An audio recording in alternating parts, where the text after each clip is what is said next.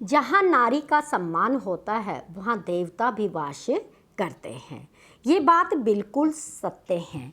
इसीलिए महिलाओं को बराबर का दर्जा राजनीति में आज तक भारत में नहीं दिया गया था। जब भारत की नई संसद बन रही है तो उसमें सर्वप्रथम महिलाओं को वंदन करने की बात कही है और महिलाओं का जो नारी शक्ति का राजनीति है उसको बढ़ाने की बातें कही है।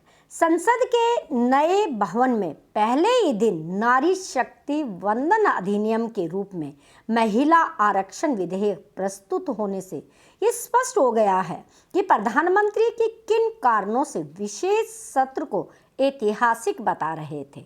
लोकसभा और विधानसभाओं में महिलाओं के लिए 33% सीटें आरक्षित करने के लिए कानून बनाने की पहल पिछले 27 वर्षों से हो रही थी, लेकिन किसी कारण वह आगे नहीं बढ़ पा रही थी।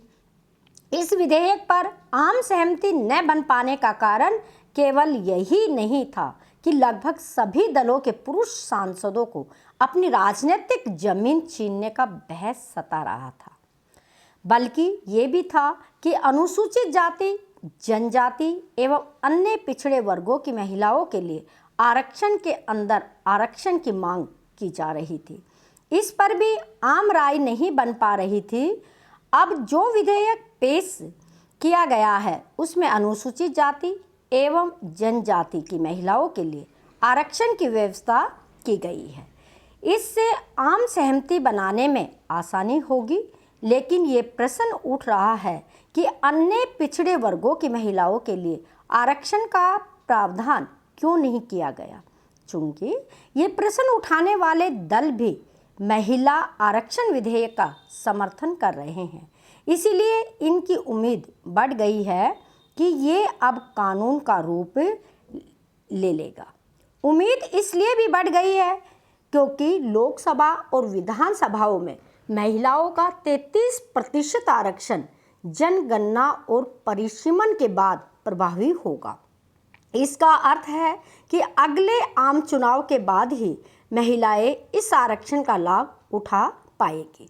चूंकि परिसीमन के चलते लोकसभा और विधानसभाओं की सीटें बढ़ जाएगी, इसीलिए मौजूदा पुरुष जनप्रतिनिधियों को ये चिंता नहीं रहेगी कि उनकी राजनीति का क्या होगा। महिला आरक्षण की आवश्यकता इसलिए है क्योंकि भारत एक पितृसत्तात्मक समाज है और तमाम प्रगति के बाद भी महिलाओं को वह स्थान नहीं मिल सका जो उन्हें मिलना चाहिए। ये अच्छा है कि प्रस्तावित विधेयक में 15 वर्ष बाद महिला आरक्षण की समीक्षा का प्रावधान है।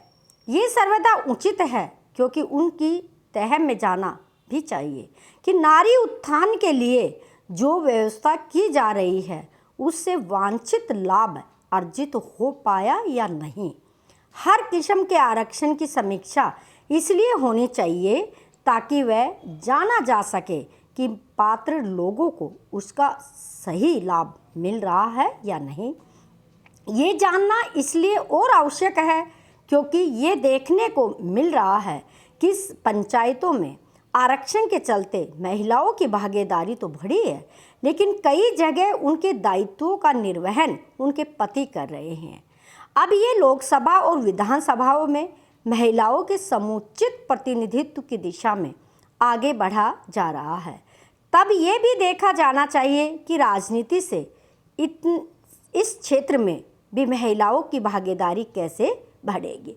इसीलिए हम नई संसद को एक ऐतिहासिक कदम के रूप में आगे बढ़ते हुए मानते हैं कि नई संसद का सत्र शुरू हो रहा है और नारी शक्ति का वंदन सर्वप्रथम एक अधिनियम पारित होगा।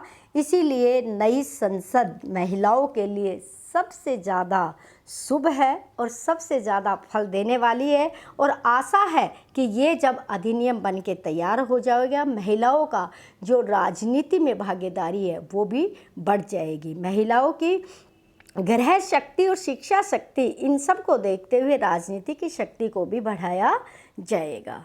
Thanks for watching. वीडियो को लाइक कीजिएगा, शेयर कीजिएगा। सभी महिलाओं को समर्पित है तो इस वीडियो को ज़्यादा से ज़्यादा लोगों को शेयर करें।